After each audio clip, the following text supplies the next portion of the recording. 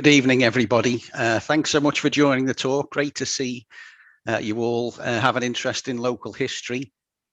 And totally surprised that you're not sitting in a beer garden having a drink at the moment. So well done for that. Although there will still be time later on. I think that could be well where I end up a little bit later. So I'm going to share my screen now and run through the presentation.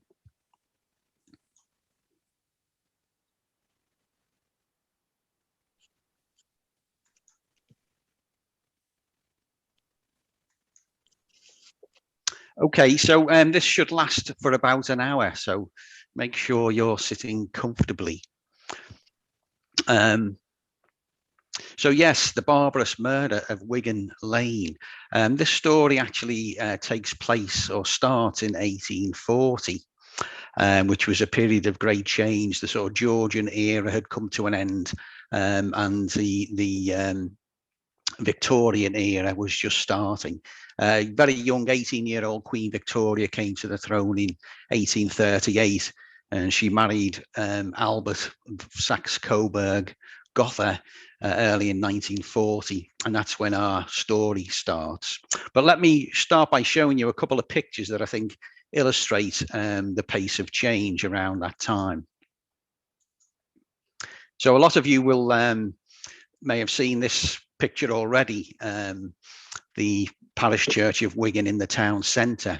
So this was published in 1836 in Bain's History of Lancashire, although it was painted or drawn much earlier than that. But this is in the town centre, and you can see it's a semi-rural setting. You can see there are cows and sheep grazing in the field.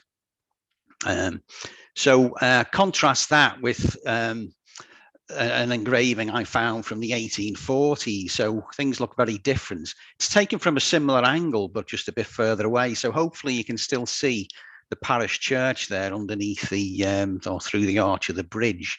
But you can see now railways and steam power have arrived, and they will turbocharge the Industrial Revolution, which will take off at some pace, from 1840 onwards. So you can see, although the locomotives are still quite primitive at this stage.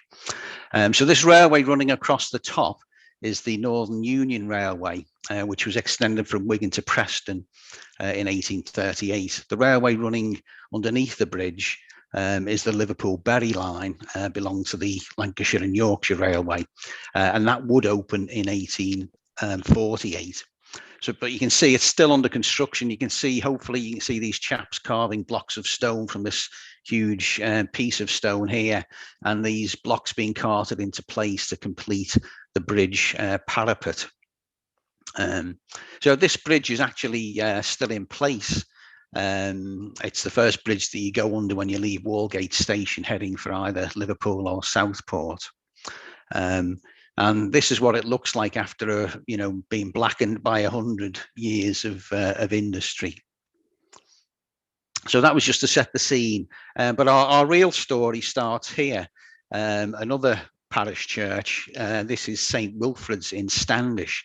Beautiful Grade 1 listed building. Main body of the church was built in the 1580s, although we know there's been a church here since 1205. In fact, St. Wilfrid's has got what's known as a circumlinear churchyard, which means that it was probably a site of worship and a site of burial from pre-Christian days. Now, I took this photo standing next to a particular grave, and it's this grave, the grave of the Coulton family. And I noticed this while walking through the churchyard a couple of years ago now, and it stood out because of the amount of writing on the gravestone. And as I started to sort of scan down and read it, a couple of words jumped out: barbarously murdered.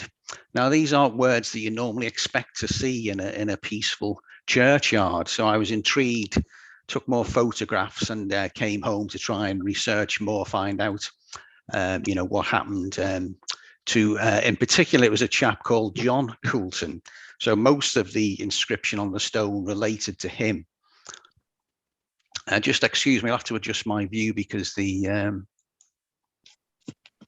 sorry, some of the the pictures were in the way of the text. So this is what the stone said about John Coulson: sacred to the memory of John Coulson, late underlooker to the Right Honourable the Earl of Barbarous, steady and faithful servant who was robbed and barbarously murdered in this township on the 25th day of July 1840, whilst on his way from Wigan to his residence in Hay. He was a man deservedly respected by all who knew him, aged 38 years. So I thought, wow, you know, there's a story here just on the gravestone alone. I could see that there were 2 more entries on the gravestone, and that the family had already known tragedy. John's younger brother Thomas, who was also a collier, he died 3 years earlier at the age of 24. And I found out that he'd actually died in an accident at Aberdeen Colliery. He fell down the shaft from a basket.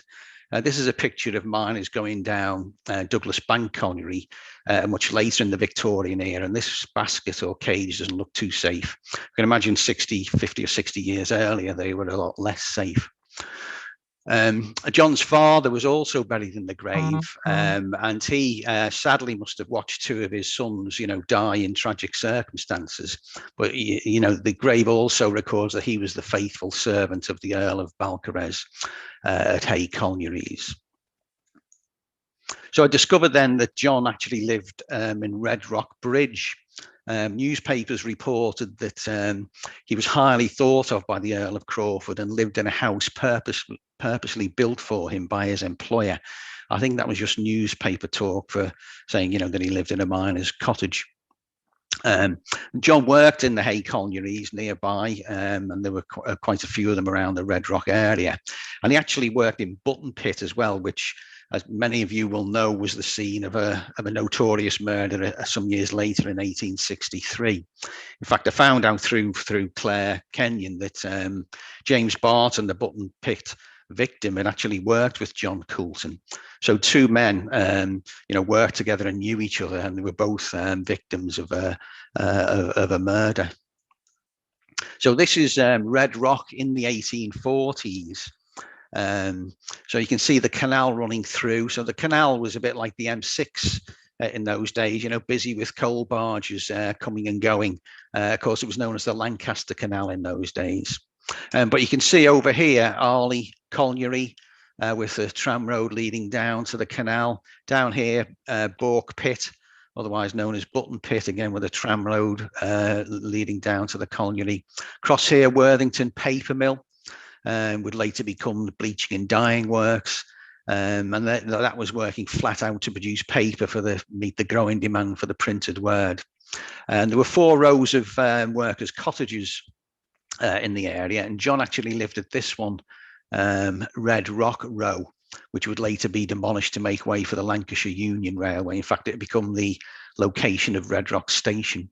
And the other 3 rows, Top Row, Middle Row, Cut Row, the only one that's left today is Middle Row, which is known now as Canal Row. So John and his extended family all lived and worked in this area. The only photograph from the 1800s of the area is this one that I could find.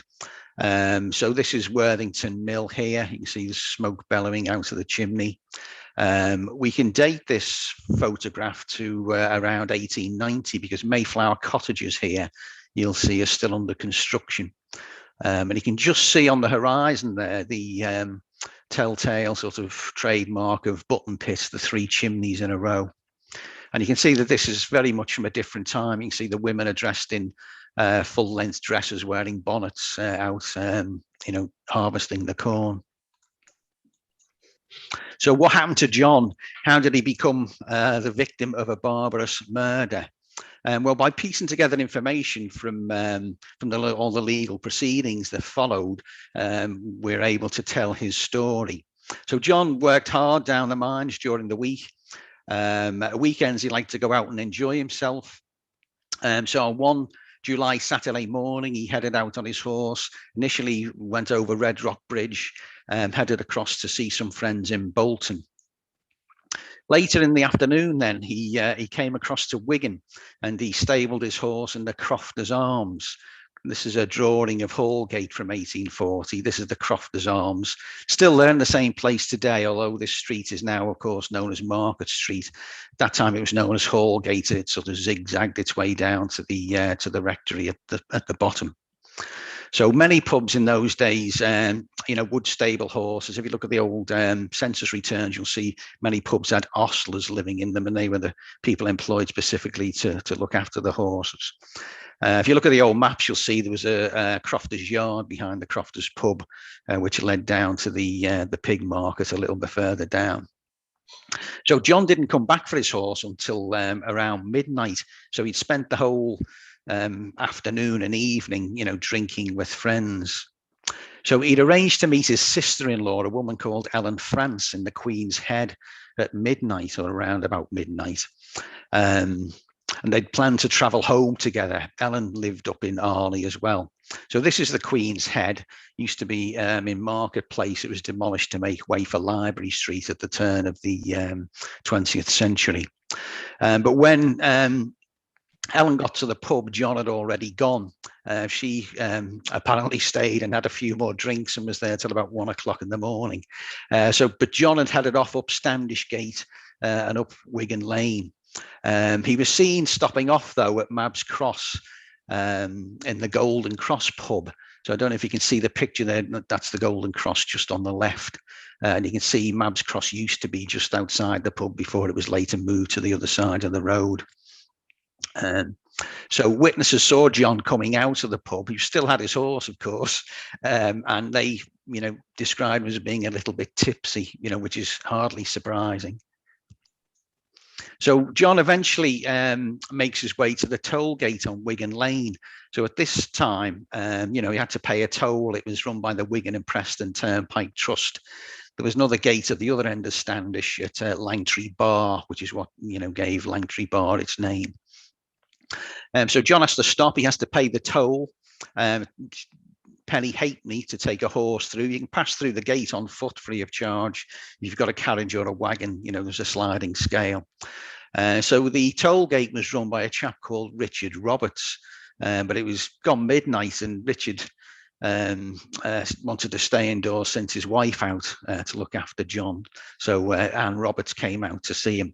She reported later on that he was quite drunk. In fact, she gave him a crown, which was about 40 times as much as he needed to pay.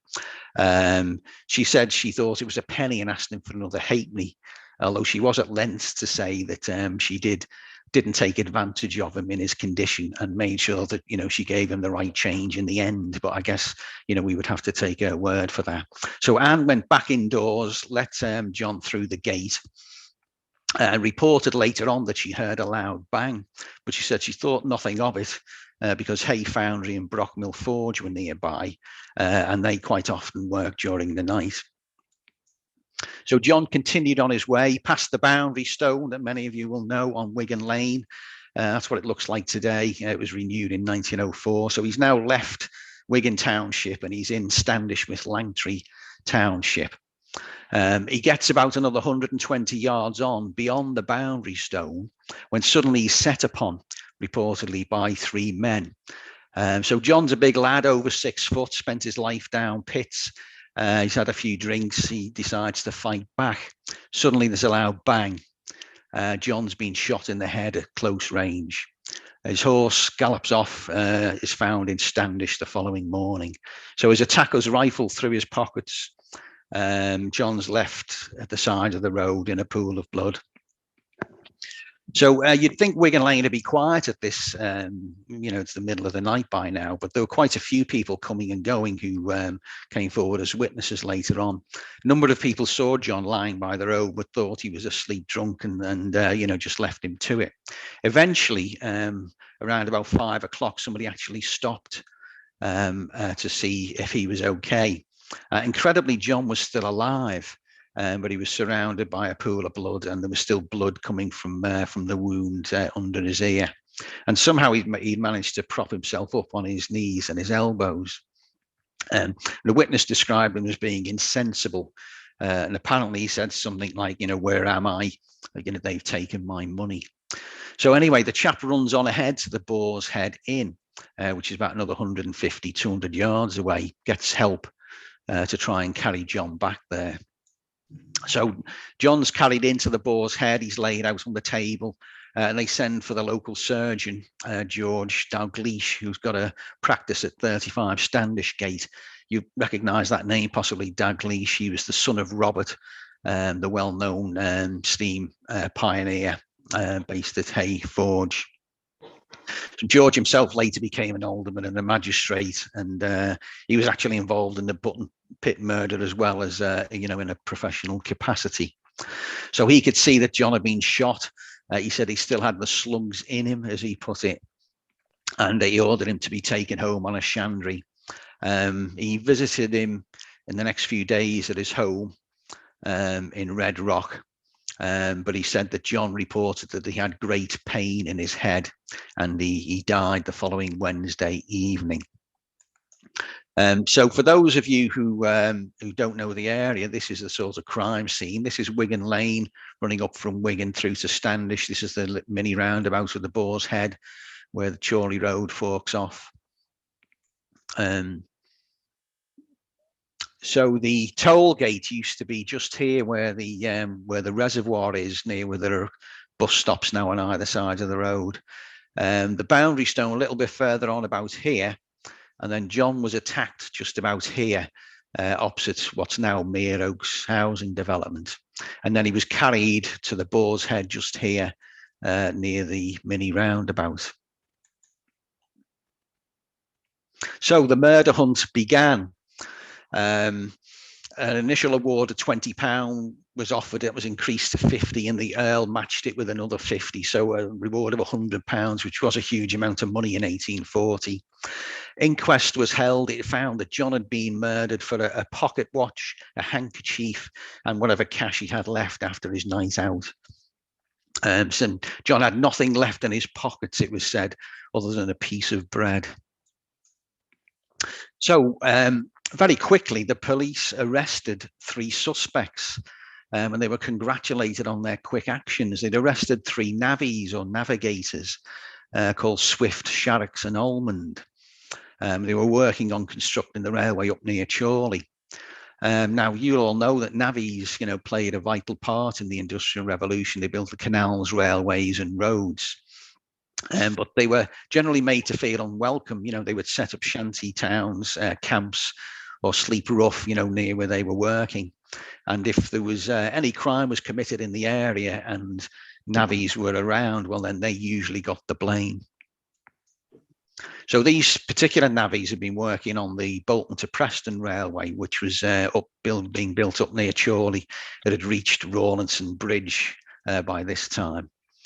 So they were arrested and questioned in front of the magistrates. Plenty of witnesses were found by the police who would come forward to to incriminate them. So the story that emerged was that they'd been up to Chorley to collect their wages. They'd been drinking in the Duke of York pub. Then you can see that that pub's still there, just on the left-hand side on the A6 as you enter Chorley. Obviously, it's been rebuilt a couple of times since 1840. It didn't look like that then. They certainly didn't have Sky Sports in those days. So the landlord, Thomas Whitnell, came forward to say that the navvies had been drinking here until about 11:30. Then they'd asked if they could sleep in his hayloft.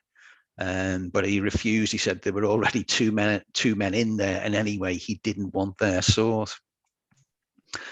So they went along the canal to Rawlinson Bridge, close to where they'd been working.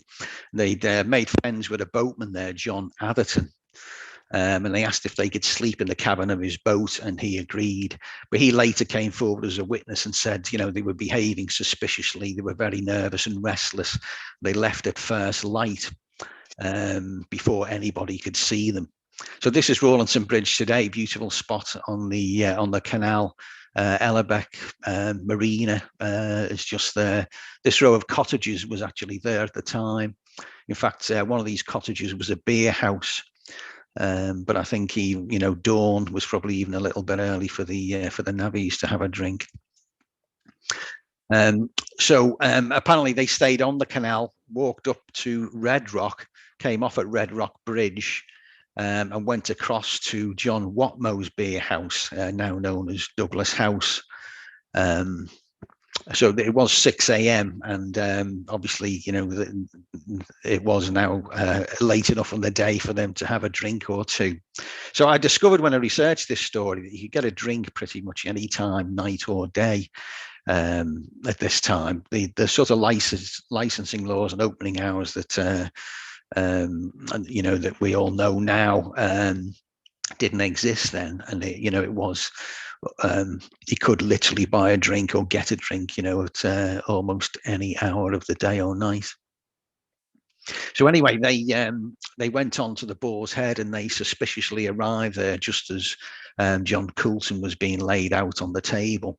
Two servants from the Boar's Head came forward, and they said the navvies entered the room where John was laid out, but they didn't ask what had happened to him, implying that, well, they must have known. They also reported that they were seen with a watch and chain and plenty of money, but of course they had just been paid. So the police kept them in custody, said they had more witnesses to come forward, more conclusive witnesses, and they believed they were building a strong case against the navvies. Then suddenly a new development. There's completely new suspects. The navvies, as it happens, are actually completely innocent and are released without charge.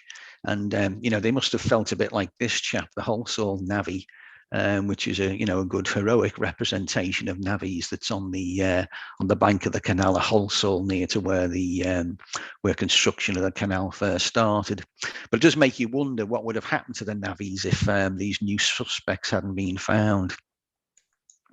So who were the new suspects? Well, the police had arrested a criminal gang from Manchester who were operating in the Wigan area. And allegedly, when they were arrested, the two ringleaders thought they were being arrested for the Coulson murder, and they immediately started to try and incriminate each other. That was the story the police told. One of the suspects, Robert Anderton, was actually from the Wigan area. He was actually from Adlington Common. And it turned out later on, it was revealed later that he actually knew John Coulson. They'd grown up in the same area. But at this point in time, Anderton was living in Eckroyd Street. I don't know if you can see that on the map, but there's Eckroyd Street. This is the area behind Piccadilly Station. In those days, it was known as London Road Station. This Fairfield Street is still there. It's the street that runs under all the lines that come in to Piccadilly. If you ever use the multi-storey car park at Piccadilly, if you can afford it, that's you usually drive out along Fairfield Street.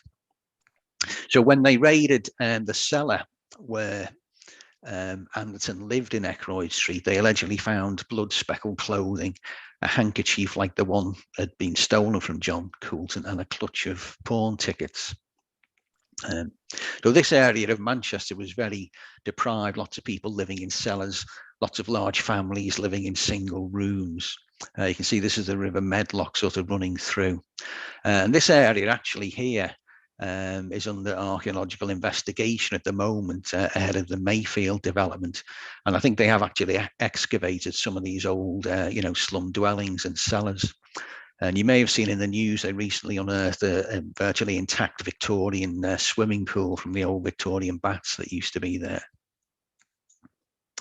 So Manchester at this time was known as Crime City. This is an interesting book by Joe O'Neill, a local historian from West Horton. I joined a talk that Joe gave a couple of weeks ago. But he was, explaining how the dreadful social conditions of the time created this criminal underclass. And he pointed out that life expectancy in England in 1840 was only 40 years, half what it is now. But in Manchester, it was 24. And in Ancoats, one of the most deprived areas, it was just 20.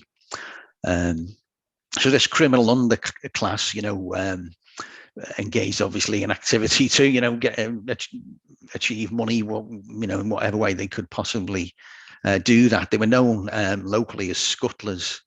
And they worked quite often around London Road Station, as it was known then, Piccadilly as we know it now. and they would, steal anything they could from the people passing through.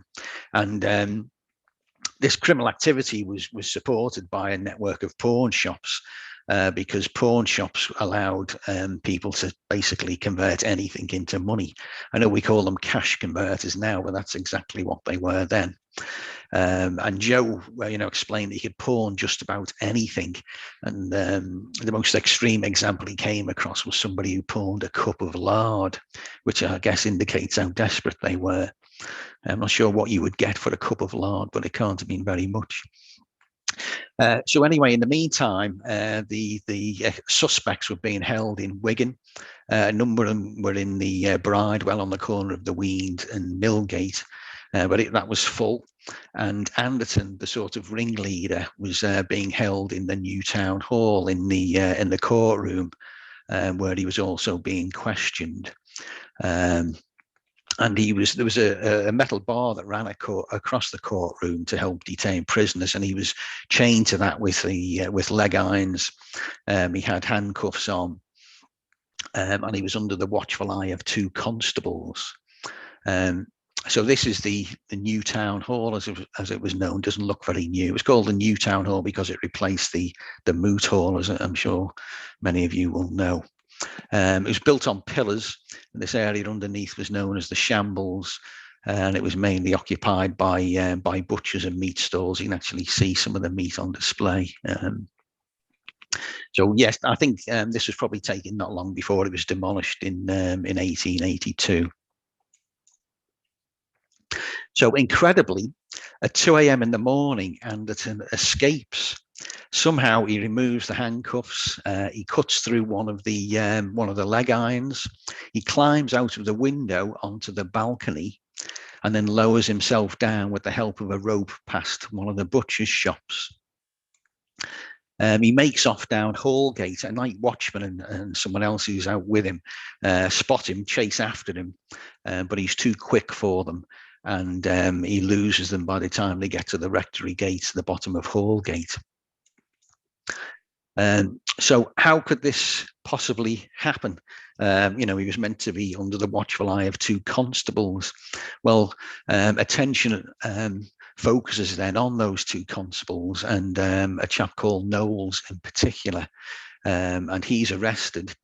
And it emerges through questioning that he'd insisted that Anderton wear his handcuffs because he thought the others were ill-fitting. And it turns out that he's been seen drinking with some of the criminal gang or some of their associates in the Fleece pub. And he's also sharing lodgings with some of the criminal fraternity. So he's suspected of giving Anderson a tool to cut through his leg irons, providing the rope for him to scale down from the balcony with, and generally, helping with his escape. And the newspapers reported the following day, criticising what they call the Tory members of the Watch Committee. Watch Committee was the forerunner of the police authority, which I guess must have had a Conservative majority at the time. But apparently they'd dismissed another constable to give Knowles the job. So clearly a little bit of corruption there in high places. Knowles was released pending further investigation, but I can't find any evidence or any record of him being prosecuted for, helping Anderton escape. So it may be that it was all swept under the carpet. So anyway, Anderton is on the loose, and he manages to evade capture for 6 days, but eventually he's cornered and captured in a barn in Orrell. So he's back in custody, him and Elijah Rowe, sent off to Kirkdale Jail in Liverpool. At one time, Lancaster is where the county assizes, county jail, and any subsequent executions took place. But as the population of Liverpool and Manchester expanded and the crime rate grew, another county jail and another assizes court was set up in Liverpool to deal with the southern half of Lancashire. So they were in Kirkdale waiting to appear before the spring assizes. This is another photograph of later photograph of Kirkdale Jail. It's been demolished now, and there's a park on the site. But this is where people who were given the death sentence were brought back to be executed.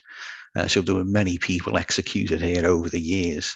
In fact, Thomas Grimes, who was the found guilty of the Button Pit murder, would be executed here in 1866. So then another development, Elijah Rowe dies in prison in Kirkdale Jail. This is a newspaper report from Boxing Day 1840. It says he has been almost from the very first day of his imprisonment gradually wasting away in a consumption.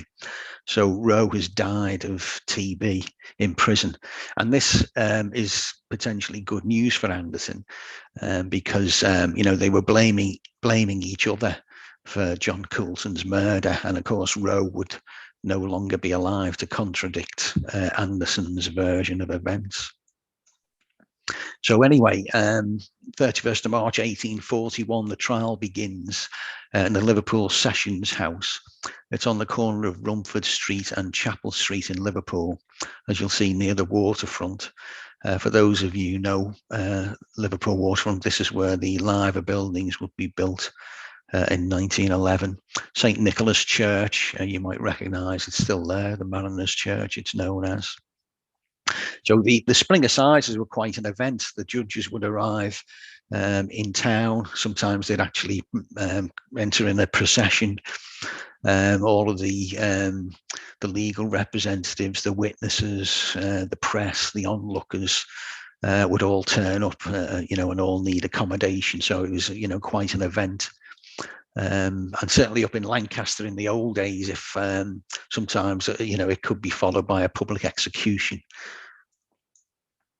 So the Session House was a temporary measure.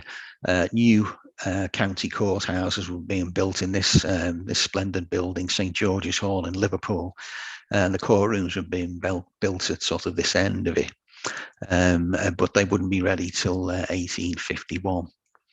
This is what one of those courtrooms looks like today. So, really impressive, very daunting if you can imagine coming up from the cells below into the dock, being faced with this room, packed with people.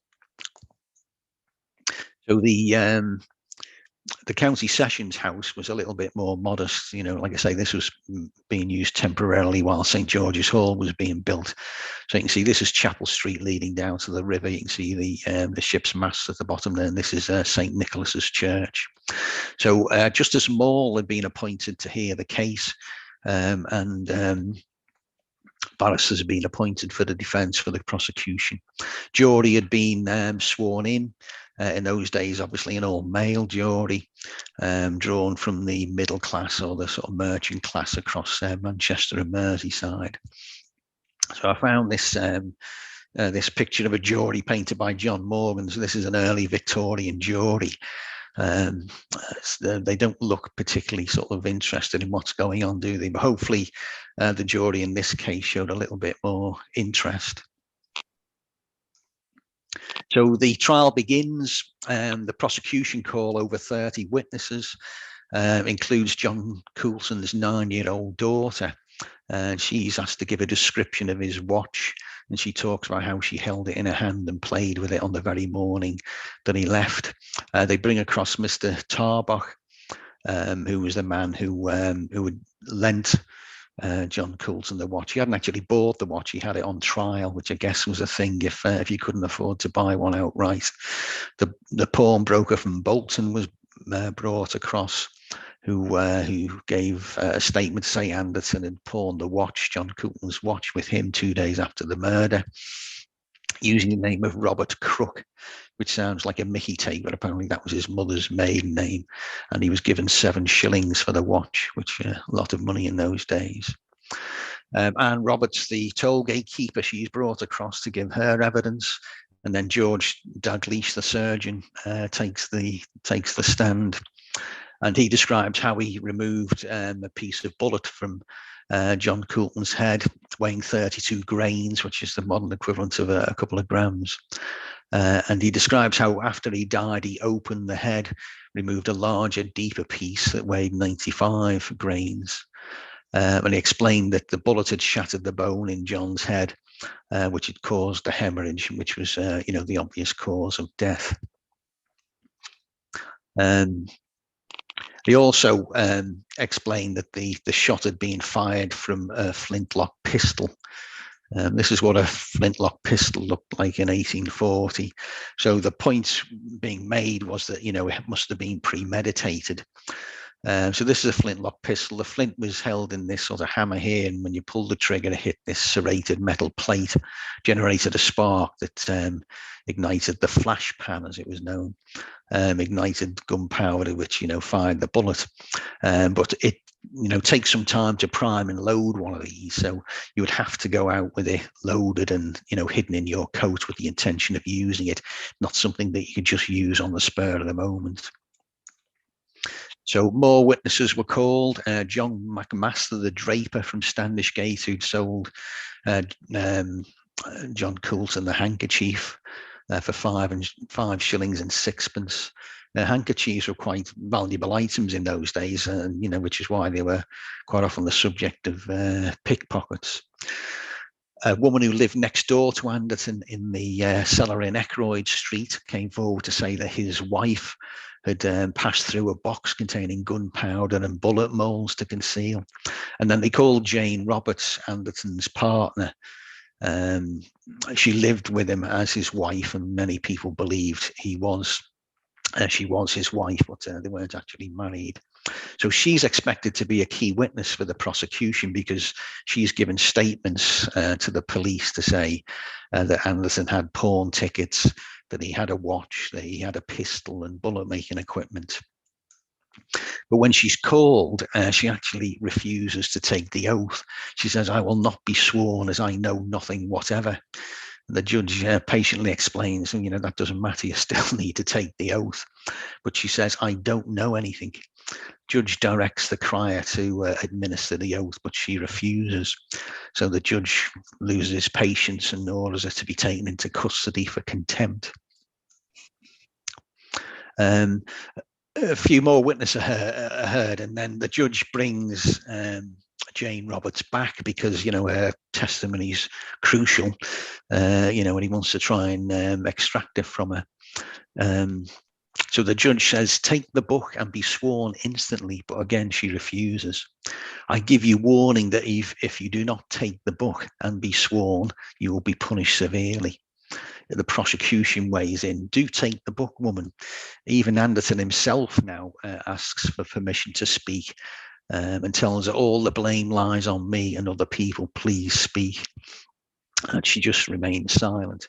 The judge, "I'll waste no more time about this. Do you refuse to answer? Will you tell me if you will be sworn or not?" "I will not be sworn," she says. At this point, Anderton, a hardened criminal, actually, his emotions get the better of him, and he bursts into a flood of tears. I guess seeing this woman stand up for him, and refuse to give evidence against him out of, love or loyalty, at the risk of, a jail sentence, is too much for his emotions. The judge, eventually using her first name, "Well, Jane, as you refuse to be sworn, the court has recorded your refusal and you are committed to 12 calendar months in prison." Then more witnesses are heard, and the summing up begins, and the judge is handed a note, and the note says, "Jane Roberts now wants to give evidence." So she's brought back into the witness box for a third time. She's sworn in. But she doesn't give the evidence that is expected. And she says, "What I swore before the magistrates was false. I live in the same cellar as Robert. I've seen no pistol in the cellar. I had not sworn this to the magistrates. I had not seen any bullet or bullet mold there, and had never said anything of the sort." So not only is she not supported the prosecution, but she's actually, done her best to undermine their case. So the judge orders her to be taken to prison for 6 months. So he appears to have shaved 6 months off, I guess, because she at least agreed to take the oath. So the summaries begin. The defence says Anderson is a bad man, but there's only circumstantial evidence against him. No human eye could have seen him apart from that of the murdered man. The judge tells the jury that some of the prosecution's evidence is weak, and asks them to focus on what they think, they don't have any doubts about. So the jury retires, but within 35 minutes they're back. The foreman stands to give his verdict: not guilty. So Anderson is found not guilty of the murder of John Coulson. I suppose that's reassuring in one way, that the burden of proof in those days was high. But actually, nobody is ever found guilty of the murder of John Coulson. So the court rises at 6:30. Newspaper reports the following day that this trial lasted the whole day, implying that it was a lengthy trial. Of course, these days, a trial of this nature would last several weeks. But of course, Anderson doesn't go free because he's charged with theft and burglary. So a week later, he's back in the assizes in front of Judge Maul again. He's found guilty. And the judge tells him that he's lucky to have escaped the gallows. There was no doubt he had a big hand in the murder of Mr. Coulson. The sentence of the court is that he should be transported across the seas for the term of his natural life. Tells him he's been guilty of more crimes than would have furnished a calendar for the whole county. And if ever there was a notorious criminal who should be put away from society, he was the man. So Anderson was sentenced to a lifetime of transportation. Penal transportation was introduced for three main reasons. One was to help to support the colonies and support their growth. Another was to relieve overcrowded prisons. But another reason was because the death sentence was considered too severe for many of the sort of minor felonies that it was being given, until transportation was introduced. So it was a more palatable form of punishment. At one time, there were over 200 offences that you could be given the death sentence for. So yeah, from the early days of transportation, people were sent to America, but then when following the American independence in 1776, they put a stop to that. They no longer wanted to take British convicts for obvious reasons. Australia then became the main destination, and initially convicts were sent to New South Wales. So these are some of the crimes that you could be transported for. So at one time, these were capital offences. You could be hung for many of these. But yeah, some of them, fairly minor. Petty larceny, theft under 1 shilling. Clandestine marriage, assaulting, cutting or burning clothes. Impersonating an Egyptian is an interesting one, and I discovered that an Egyptian was in effect a gypsy. I think in the early days they thought Romanese came from Egypt, so impersonating a gypsy, that means, I guess that means behaving like a gypsy, I suppose, is the intention. So the first convicts sent to Australia arrived at Botany Bay in 1788. They soon moved further north to find a better natural harbour at Port Jackson, and that became the location for Sydney, which was named after the British Home Secretary at the time. And there was an issue with taking convicts to mainland Australia because there was an island the size of a continent for them to escape into. And there was this bizarre myth amongst prisoners that you can actually walk to China. So they thought they could walk. They believed it to be about 150 miles away, and if they got to China, they'd be free.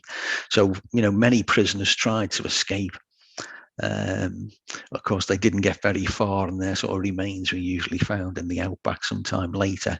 Didn't help the fact that there was a major mountain range in the way that ran up the eastern side of Australia. Some did escape and did survive, and they were known as bush rangers. The most notorious bush ranger, and one of the last bush rangers, was Ned Kelly. Ned wasn't actually a convict, but he was the son of a convict. His father died when he was 13, and he formed an outlaw gang and generally wreaked havoc. So this on the right isn't actually Ned, it's a policeman wearing Ned's armour. In the last, he became sort of a bit of a folk legend in the last gun battle with the police. He and his gang dressed in makeshift armour made from old parts from old farm machinery. And as they were fired upon by the police, they just kept walking towards the police and and returning fire.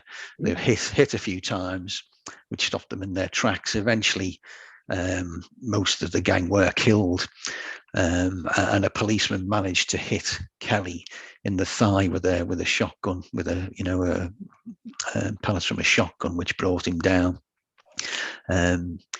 He survived and was tried and executed later on, but he was he actually had popular support as a figure because he was seen as representing the downtrodden of Australia.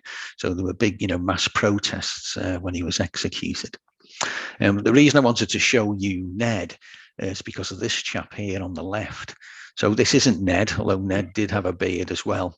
This chap on the left is actually Frederick Standish. From Standish Hall, who's connected to this story, born about a mile from where I'm sitting. He was the second son of Charles Strickland Standish, and he had a bit of a checkered life. He liked horse racing, and he was said to be fond of the sideboard, which I think was a euphemism for meaning that he liked to help himself to a drink. So it's a long story anyway, but he ended up is the police commissioner for the state of Victoria in Australia. And he played a part in the downfall of Ned Kelly. He deployed a team of Aboriginal bush trackers to track Kelly down. So this is Frederick Standish here on the right. This is the team of bush trackers. So they helped to successfully track down and ultimately capture Ned Kelly. Frederick, his love of racing led him to be a prominent figure in the Australian Jockey Club, and he was credited with founding the Melbourne Cup, which is the Australian equivalent of the Derby. One of the richest races in the world. So he has a position in in Australian history, even though he was born within the borough, as they say. So Van Diemen's Land became the destination for convicts. It had the advantage of being an island. Van Diemen's Land, when I was younger, I used to think it meant the land of demons, but it was actually named after Anthony Van Diemen. He was the Governor General of the Dutch East Indies at the time, which modern day Indonesia. And an explorer called Abel Tasman named it after him. He worked for the Dutch East India Company, and he was clever enough to name the island after his boss. It became a British colony later in 1803. And then when it became an independent self-governing colony in 1856, it was renamed Tasmania. I think by this time, Van Diemen's Land, had a reputation connected with convicts and transportation, and which is probably why they changed the name. And of course, we talk about Tasmania being discovered, but of course, Aborigines had lived there for 30,000 years, and they knew it as Lutruwita. And obviously the arrival of European settlers was bad news for them. They eventually lost most of their land and at one time were squeezed into a small corner of the island.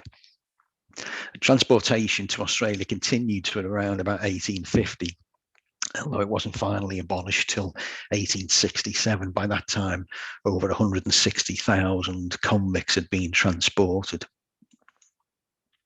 So what happened to Anderton?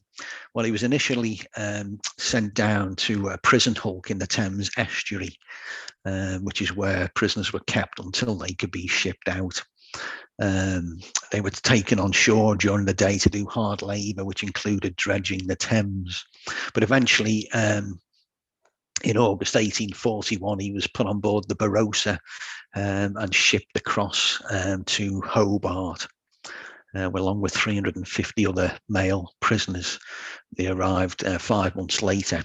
Only 3 convicts died en route, which wasn't a bad outcome. In the early days of transportation, as many as a third of convicts could die en route. In fact, they started fining ships' captains up to £40 for each prisoner that died to try and solve the problem.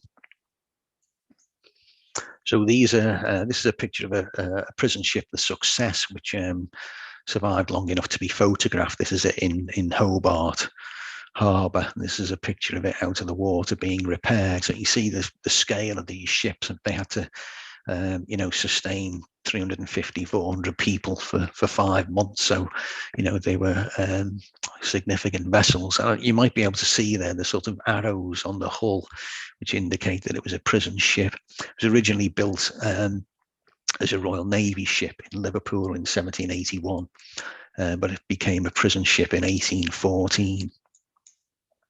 So this is where Anderton was heading, Port Arthur. It was described as a machine to grind rogues honest. So this was the sort of notorious penitentiary where the worst criminals were taken.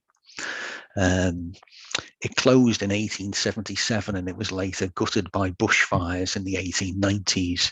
And for about 35 years now, archaeologists and conservationists have been working to sort of preserve it and, interpret it. It's become a major visitors attraction. It's actually now got UNESCO World Heritage status in recognition of, its important part in Australian history. I actually came across an old silent movie from 1927 that depicted life in Port Arthur. It was called For the Term of His Natural Life. It was based on a novel. And it does, depict what life was like at the time. In fact, it reshaped Australia's view of transportation and, convict treatment. And it even became a major tourist attraction in the 1920s. It's about a fairly well-off Englishman who's wrongly convicted of the manslaughter of his uncle and gets lifetime transportation. So let's just watch a little bit of it.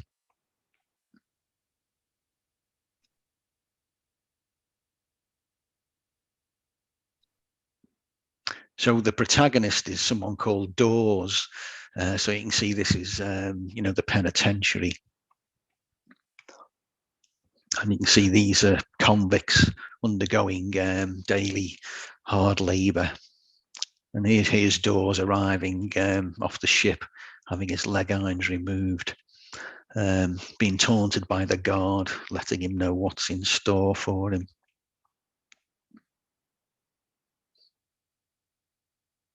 So yeah, this is routine hard labour. I don't know if you can work out what's happening there, but these men are being used to pull ploughs to plough the fields.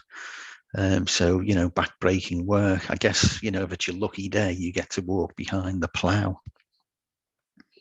But that was there were other forms of hard labour, but that was a fairly common one.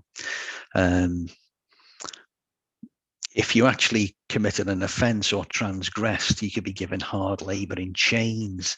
So you would have to carry out that kind of work, but with heavy chains around your arms and legs. This is a sort of extreme example of convicts in chains. Hasten to add, these aren't from Australia, but that's an example of convicts having to wear heavy chains. I doubt if you could actually stand up with those on, let alone carry out hard labour. Another form of punishment, the most feared form of punishment, was flogging. And the movie depicts a prisoner being assigned to flog another prisoner, which did actually happen, as an attempt to break the bonds between convicts. The reality is, although, the film depicts this really harsh regime, the reality is that most prisoners, just kept their heads down and got on with it. But if they did step out of line, then the punishment was severe. So in this scene, Dawes has been ordered to flog, a young prisoner who's committed an offence.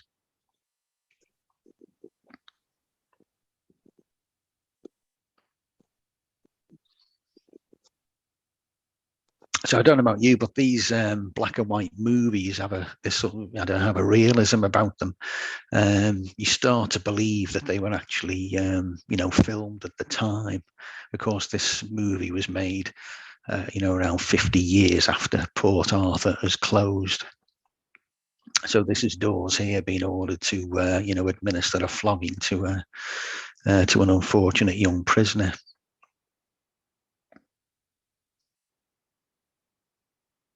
And you see he can't bring himself to do it, but of course the punishment was administered by somebody else. Another form of punishment was solitary confinement. So prisoners locked up for up to 23 hours a day. When they were let out, they had to cover their faces because they weren't even allowed to have any form of sort of non-verbal communication. Now, the Victorians didn't do this to sort of mentally break convicts, although it did quite often have that effect. They believed that separating them and leaving them alone with their own thoughts, would help them repent, and reform. This picture on the left is in Pentonville prison. This is the chapel. And you can see that even in prayer, prisoners were kept in separate cubicles, and couldn't look at each other. So although it wasn't designed to break them, it's hardly surprising that Port Arthur had a purpose-built lunatic asylum on site, which is where many of the prisoners did actually end up. I came across this slightly surreal footage from the 1980s, a group of school children at Port Arthur going through this sort of immersive experience of solitary confinement. So just let's watch this.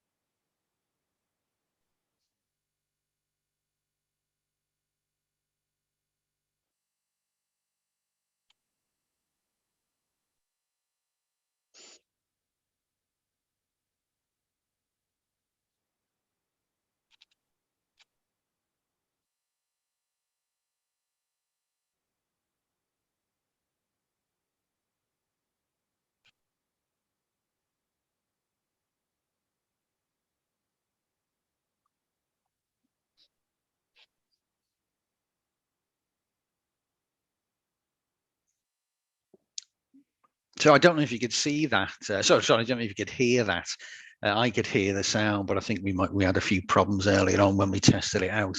But they were the actual cells, those children. Bit of a strange thing to, probably wouldn't put kids through that these days, but they were the actual solitary confinement cells that the children came out of. They're still there today. You can still visit them and go and have a look around them.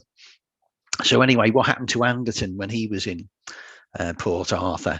Thankfully, the Tasmanian State Archives have retained the convict records, so we're able to see in a single sheet you know, what happened to Anderton while he was there.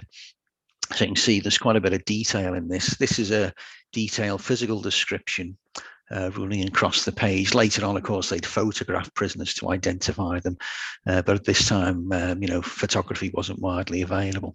And then there's various records of incidents and things that happened to him while he was there. So from this, we can see that the year after he arrived, he was given 7 days in solitary confinement. So in those very cells that we've just seen those Australian children coming out of. That was for destroying a blanket, the property of the Crown. Same year, he was given a more severe sentence, 9 months hard labour in chains for destroying a bed tick. A bed tick is a form of mattress. He'd made it into a bag, a belt and a towel, and he also had bread in his possession, which clearly was an offence. He must have mended his ways, because in 1846 he was recorded as being allowed out to work for a Mr. Armitage in Baghdad, which was a town north of Hobart. In 1849 he was allowed out again to work for Mr. Longford. Mr. Jacobs in Longford, which was a town in central Tasmania. Then in 1857, at the age of 68, having served 15 years, he was offered a conditional pardon. So that meant he could have left, got a job, found somewhere to live, but what he wasn't allowed to do was to leave the colony. And he actually declined the pardon. There's no explanation as to why he declined it. You know, maybe that he was too old and institutionalized to think to try and set up on his own, or perhaps he'd repented and didn't think he deserved it. Anyway, 6 years later, at the age of 74, he died in Port Arthur, and the cause of death was recorded as mouth cancer. So our story is drawing to a close. Anderton is no more. As I said earlier, nobody was ever convicted of John Coulton's murder. Justice Small goes on to become a Privy Councillor and do well for himself. Jane Roberts, the loyal partner of Anderton, difficult to find out what happened to her. Jane Roberts is a very common name, but I did find a Jane Roberts who travelled on a free passage to New South Wales in 1843. So that could very well be Jane Roberts trying to follow Anderton to Australia. Women were offered free passages to try and redress the gender imbalance in the colony. It's not clear what happened to John Coulton's daughter, Margaret. I found her living with her grandfather in the 1841 census, but I'm not sure what happened to her after that. I also found that John had another brother, Edward, who did go on to have a family. In fact, he had an interesting life. He became a blacksmith in Aspel, emigrated to Canada, had 3 children in Canada, came back, ended up as a pub landlord in Toxteth in Liverpool. It's as if he was trying to, live a busy life on behalf of his 2 brothers. But I do know some of the family returned to the Wigan area. I've been trying to make contact through Ancestry, but so far haven't had any luck. So there our story would end. Or then again, there might be yet another footnote. So this picture is Red Rock Bridge, Bridge 63, which many of you will know, up on the canal. A bridge that many of the characters in this story will have crossed on a regular basis, and a good spot to go fishing. A friend of mine, Ron Wade, was pike fishing there with his son Adam in 2009. And it was starting to go dark. Adam felt something on the end of his line. He started to pull hard, and the rod was practically bent double. Carried on pulling and pulling harder. And then this came out of the canal. It looks very like a flintlock pistol, probably thrown in the bridge. Thrown in the canal from the bridge by somebody who wanted to get rid of it in a hurry. Probably somebody hoping that it would never be found. But incredibly, Adam caught it on the end of his fishing line and pulled it out of the canal. Ron was a bit worried about it. He wasn't sure whether it was a sawn-off shotgun. Asked Adam to take it to the police station, which he did. They've heard nothing about it since. So it's probably gone off to the police crusher. I mean, obviously, there's nothing to link this to the murder of John Coulton, but I think it does provide an interesting footnote. Thank you.